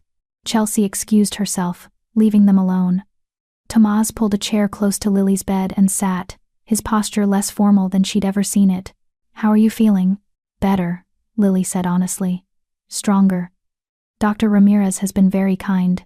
"Good." He was silent for a moment, studying her. "I've completed the initial investigation into your situation. The servant who was primarily responsible, Krista Simmons, has been dismissed from palace service." Lily's eyes widened. "Dismissed? Because of me?" "Because of her actions," Tomas corrected firmly. "What happened to you was systematic abuse, Lily, not a misunderstanding, not an accident, deliberate, calculated cruelty, and I won't tolerate that in my palace. But the Luna is dealing with the consequences of her household's failures." His voice was hard. "Whether she knew or should have known is still being determined. But either way, the responsibility falls on her shoulders." Lily felt panic rising in her chest. "Please, I don't want to cause problems. If this creates conflict between you and the Luna, that's not your burden to carry." Tomas leaned forward, his storm gray eyes intense. "Listen to me carefully, Lily. None of this is your fault. You didn't cause this investigation. You didn't create the problems in the Luna's household. You were a victim of a broken system, and the fact that you're more worried about causing trouble than about justice for yourself tells me exactly how much damage was done to you." Tears burned Lily's eyes. "I just want everything to go back to normal." "Normal was killing you," Tomas said bluntly. "So no, things are going to change. You're not returning to the scullery or any other position where you might be vulnerable to retaliation. You're being reassigned to my personal staff under Beta Stevens' direct supervision. Adequate meals, fair hours, actual protection.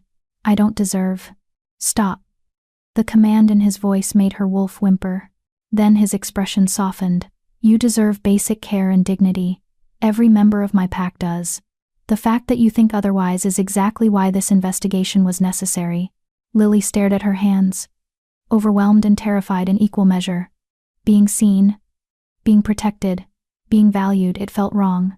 Like wearing someone else's clothes, walking in shoes that didn't fit. "Why do you care?"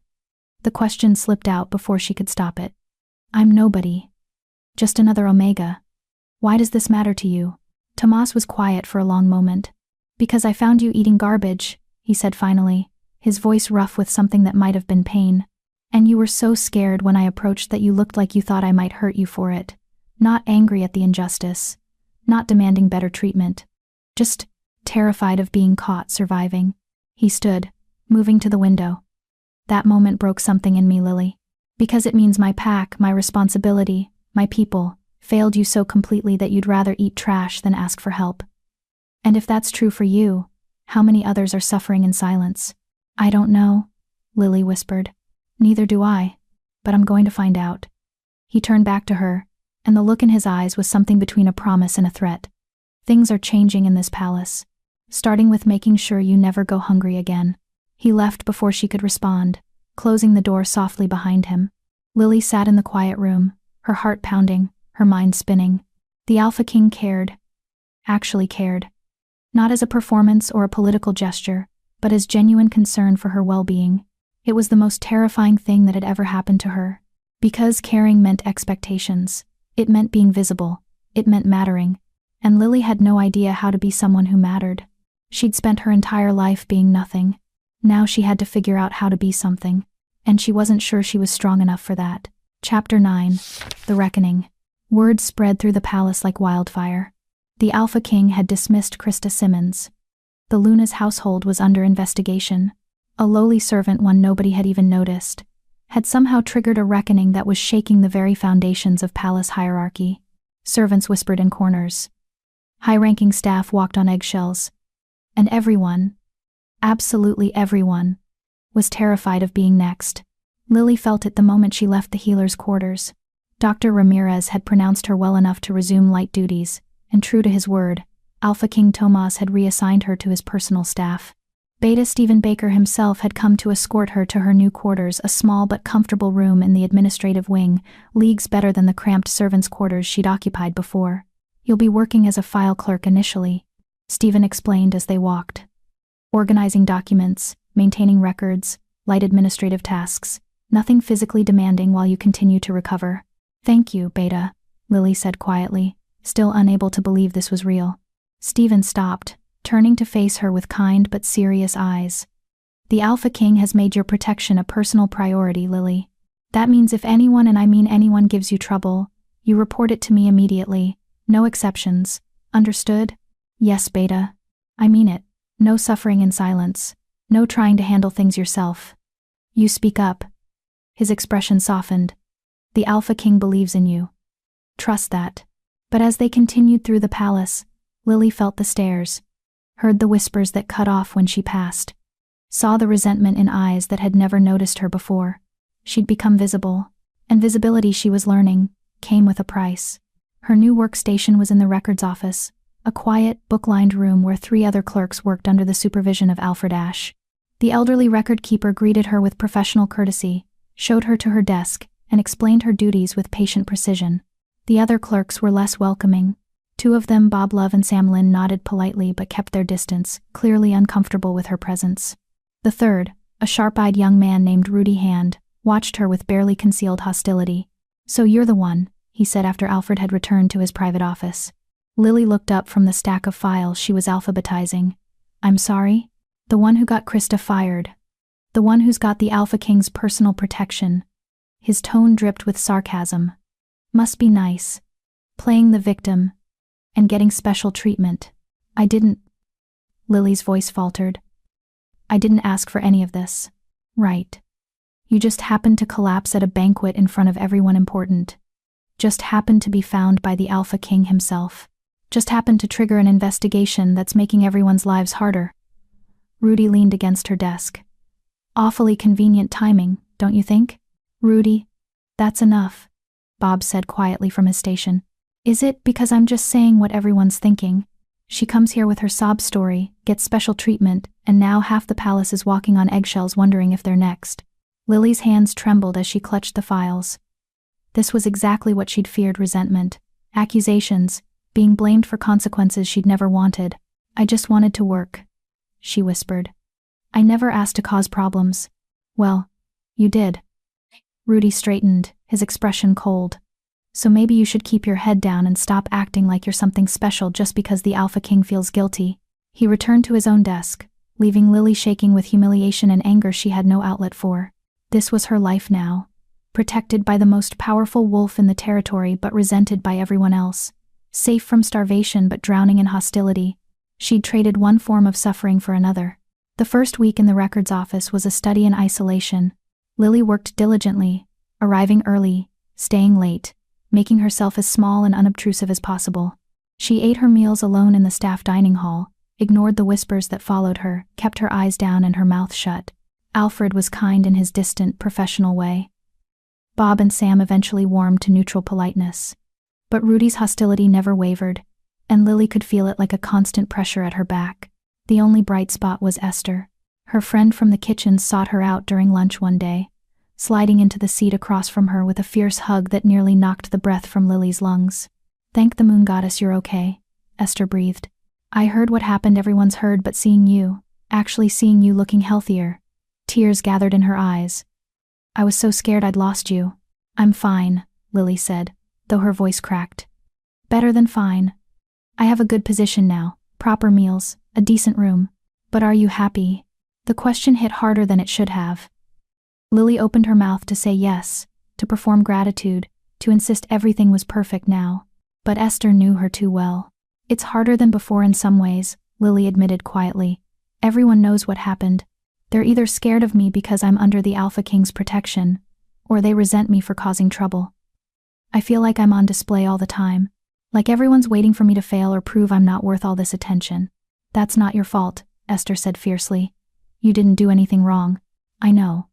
But knowing that and feeling that are different things. Esther squeezed her hand. Give it time. People will move on to the next scandal. The whispers will die down. And anyone with half a brain knows you deserved better than what you got. Lily wanted to believe her. But later that afternoon, as she was filing documents in one of the archive rooms, she overheard a conversation that shattered any hope of things getting better. Investigation expanding beyond the Luna's household, someone was saying. Another clerk, she thought, though she couldn't see them from her position behind the tall shelves. Seriously? What else could they possibly be looking for? Apparently the Alpha King wants a full audit of all household management practices. Every department. Every supervisor. He's paranoid now, thinking abuse might be happening elsewhere. All because of that Jenkins girl.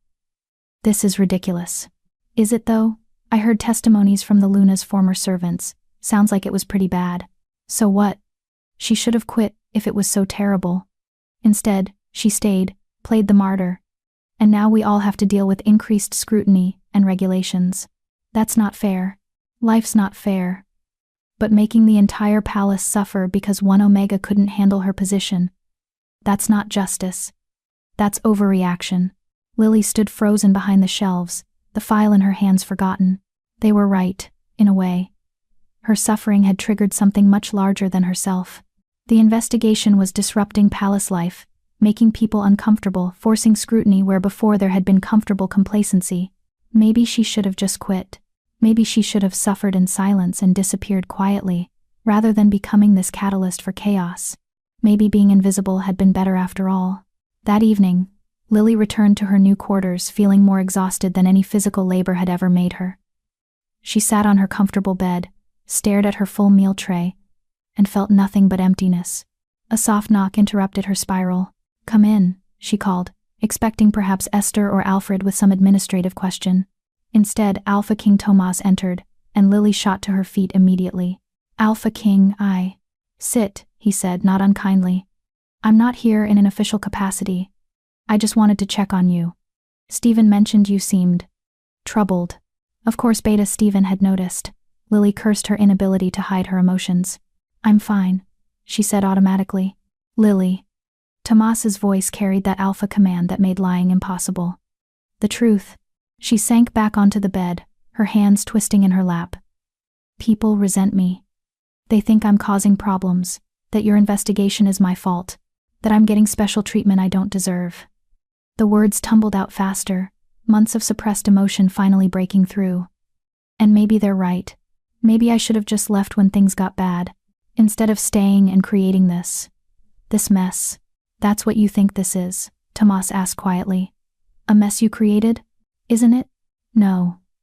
He moved to sit in the small chair by her desk, his posture less formal, more human than she'd ever seen.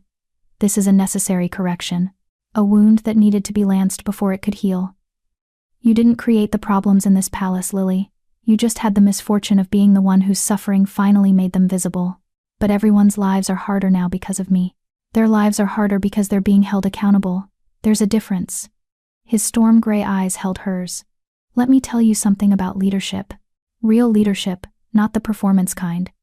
Sometimes doing the right thing makes you unpopular. Sometimes protecting the vulnerable means disrupting the comfortable.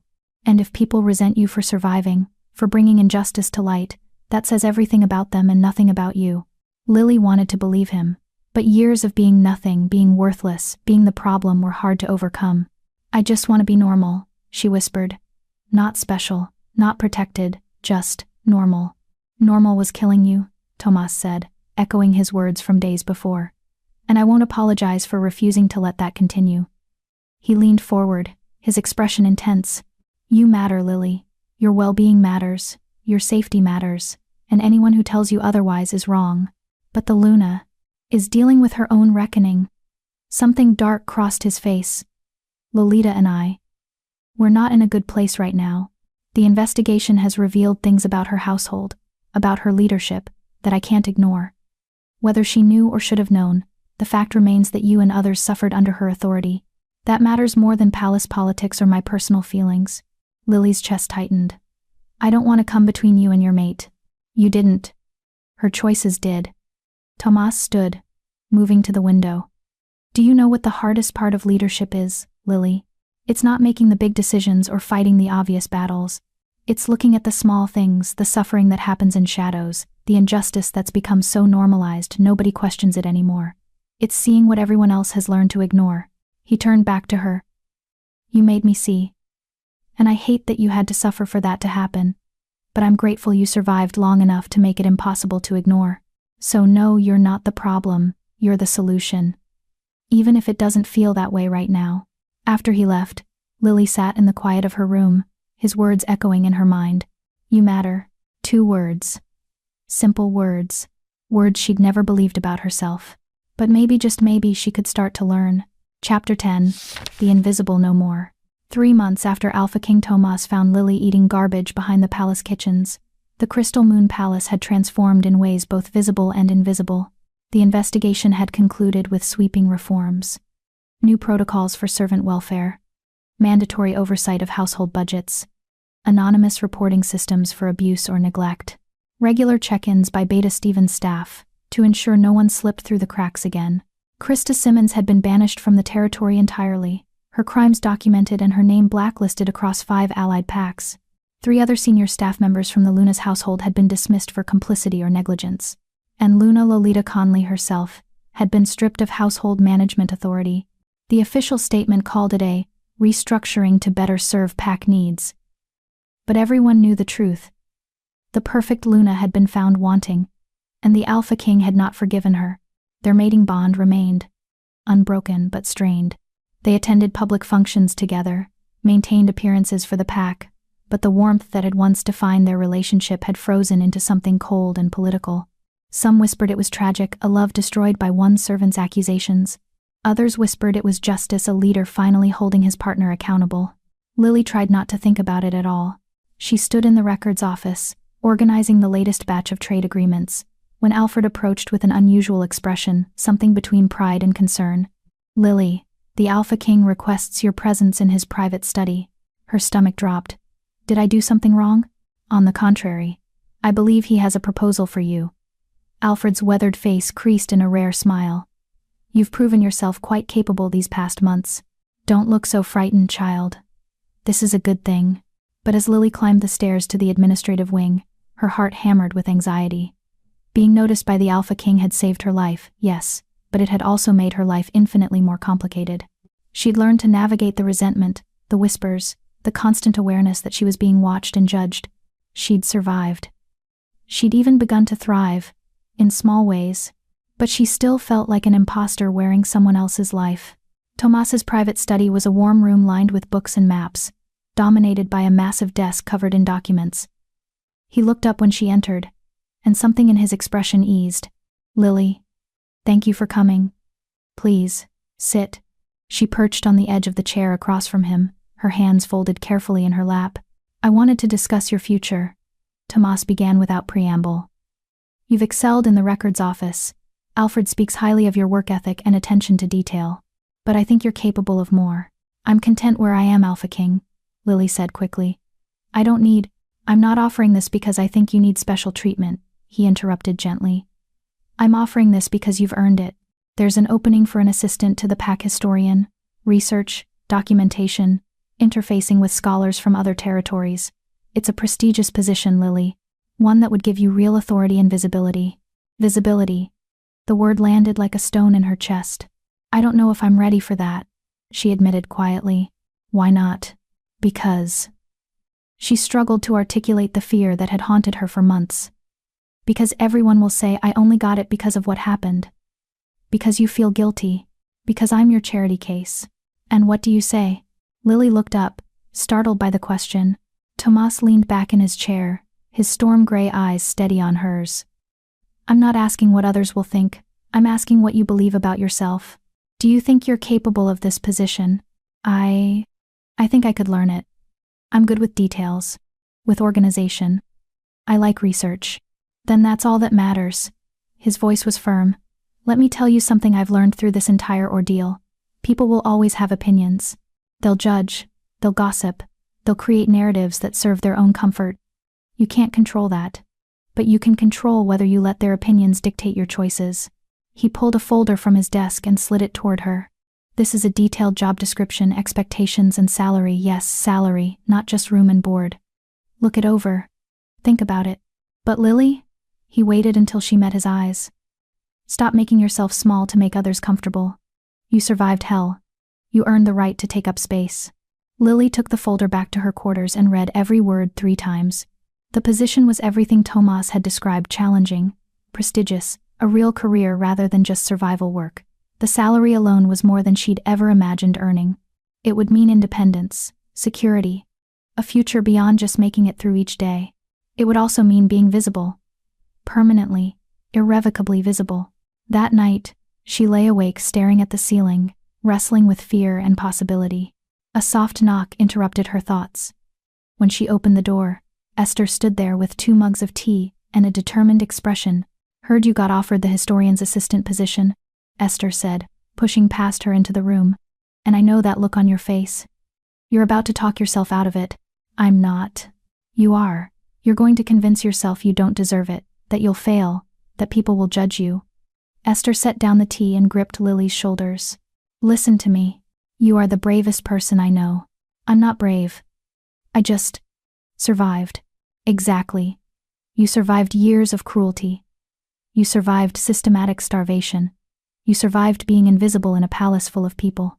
And when the most powerful wolf in the territory finally saw you, instead of disappearing again, you let yourself be seen."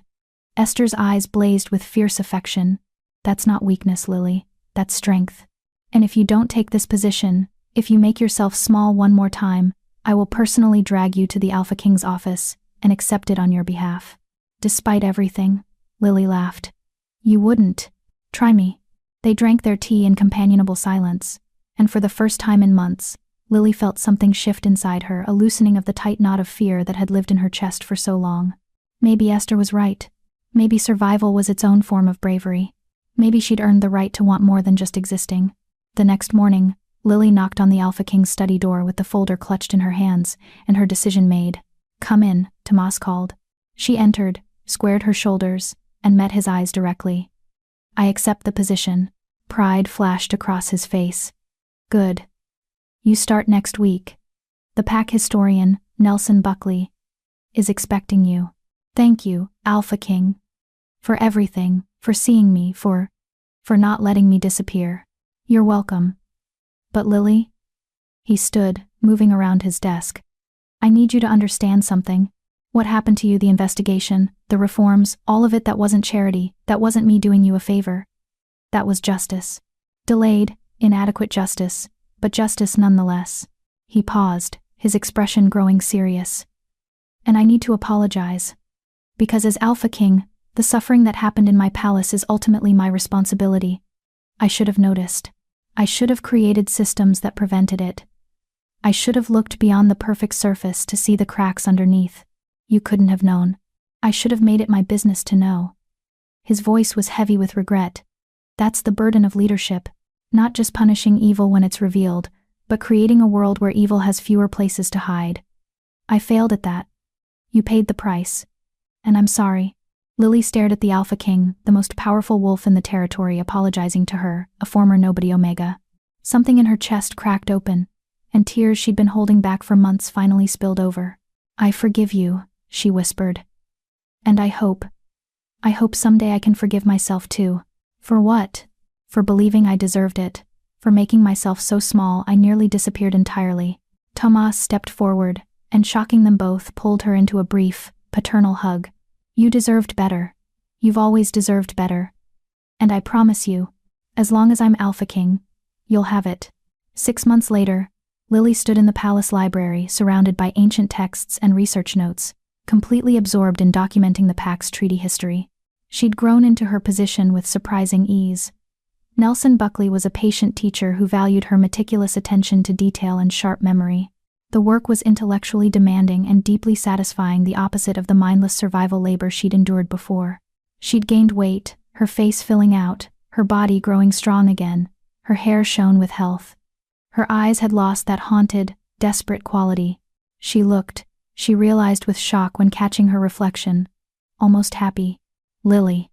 She turned to find Beta Stephen approaching with an unfamiliar wolf, a scholarly-looking man with kind eyes and an armful of books.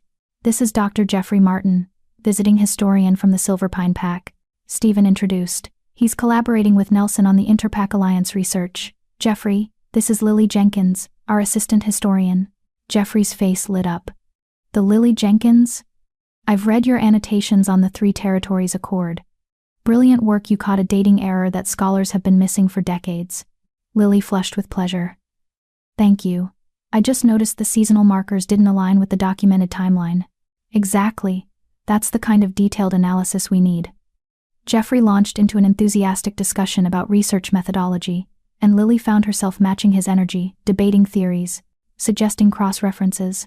When he finally left to meet with Nelson, Stephen lingered with an amused expression. You've come a long way, he observed. I suppose I have. Lily touched the leather journal Tomas had given her, now filled with notes and observations and small moments of joy she'd started recording. It's strange. I spent so long trying to be invisible that I forgot what it felt like to be present, to engage with the world, instead of just surviving it. The Alphaking will be glad to hear that. He asks about you often, you know. He does? Says you remind him why he does this job, why protecting the vulnerable matters more than political convenience. Stephen's expression grew serious. What happened to you changed him, Lily. Changed all of us, really. Made us look at things we'd learned to ignore. And the Luna? Lily asked quietly. She rarely saw Lolita anymore. The former Luna had retreated from public life, her household dissolved, her authority revoked. Still here. Still mated to the Alphaking. But it's complicated. Stephen sighed. She made mistakes. Whether through malice or negligence is still debated. But the consequences are real. Trust, once broken, is hard to rebuild. Lily thought about that as she returned to her research.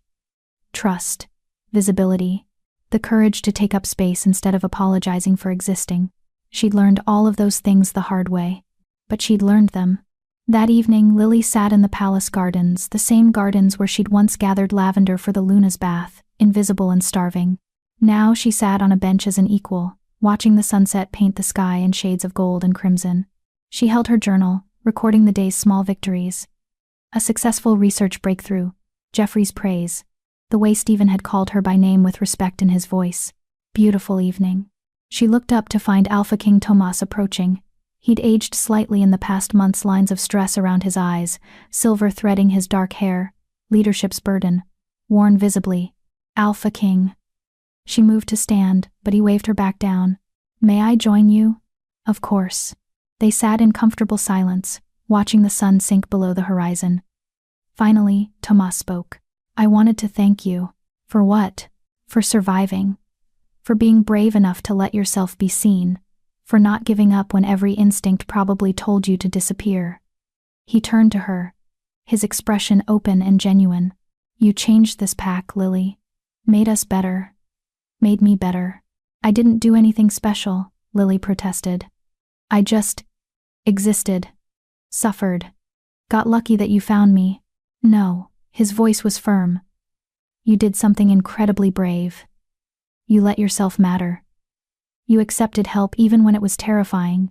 You chose visibility over invisibility, even knowing the cost. That's not luck, that's strength. Lily felt tears gather, but this time they were good tears, healing tears. I'm still learning, she admitted.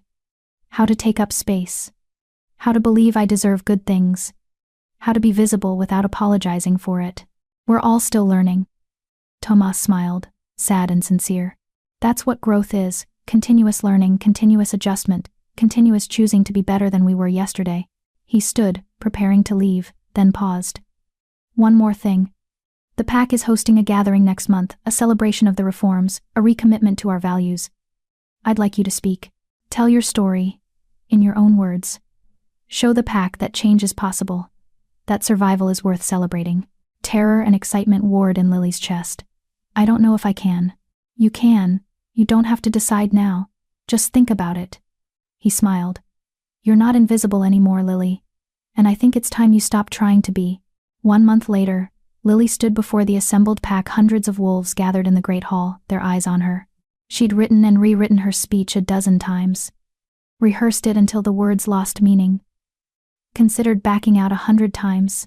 But here she was, standing at the podium, the Alphaking's faith in her a warm weight in her chest. She looked out at the sea of faces, some curious, some skeptical, some openly hostile. She saw Esther in the front row, giving her an encouraging smile. Saw Stephen and Nelson and Alfred, all nodding their support. Saw Lolita in the back, her expression unreadable. And she saw Tomas, standing to the side, his storm-gray eyes steady on hers, silently telling her, you matter. Your story matters, don't make yourself small. Lily took a deep breath and began to speak. My name is Lily Jenkins. 6 months ago, I was invisible. She told her story. Not the sanitized version, not the comfortable version, but the truth, raw and painful and real. She talked about hunger, about humiliation, about the slow erosion of dignity that came from being systematically erased. She talked about being found, about being seen, about the terrifying, painful process of learning to believe she deserved better. And she talked about change, how one person's courage could ripple outward, how justice delayed was still justice, how visibility, though frightening, was better than the alternative. When she finished, the hall was silent. Then Esther began to clap. Stephen joined her. Then Nelson, Alfred, dozens of others. The applause built, filling the great hall. And Lily stood in the center of it, visible. Valued. No longer invisible. No longer nothing. She met Tomas's eyes across the room and saw pride there, fierce and genuine. She'd survived. More than survived, she'd transformed. And in doing so, she'd helped transform an entire pack. The invisible girl had become visible, and she was never disappearing again. Epilogue. 2 years later, Lily Jenkins stood in the palace library with a published research paper bearing her name, watching scholars from across the realm debate her theories on ancient pack treaties. She wore professional attire that fit her healthy frame. Her hair was styled, her posture confident. When she spoke, people listened. She'd become, improbably, one of the pack's leading historians. Her work was respected. Her insights valued. She mentored young scholars, advocated for better working conditions for palace staff, and served on the Alphaking's advisory council. She was visible, irrevocably, permanently visible, and she'd learned to be okay with that. Esther had made it a kind guard and worked as head of kitchen staff now, implementing the welfare reforms they'd both fought for. The palace had transformed, safer, kinder, more aware of the invisible suffering that had once flourished in its shadows. Alphaking Tomas and Luna Lolita remained mated but distant, their relationship a casualty of revealed truths and broken trust. Some mourned it. Others called it justice. Lily tried not to think about it at all, because her story wasn't about the Alpha King or the Luna or palace politics. It was about a girl who'd been invisible learning to be seen, about survival transforming into something more, into purpose, into meaning, into a life worth living, about the simple, radical act of believing you matter. And as Lily stood in the library, surrounded by the proof that she did matter, that her voice and her work and her existence had value, she felt something she'd never experienced before: peace. She'd been invisible once. Now she was unforgettable, and that was worth every painful step of the journey.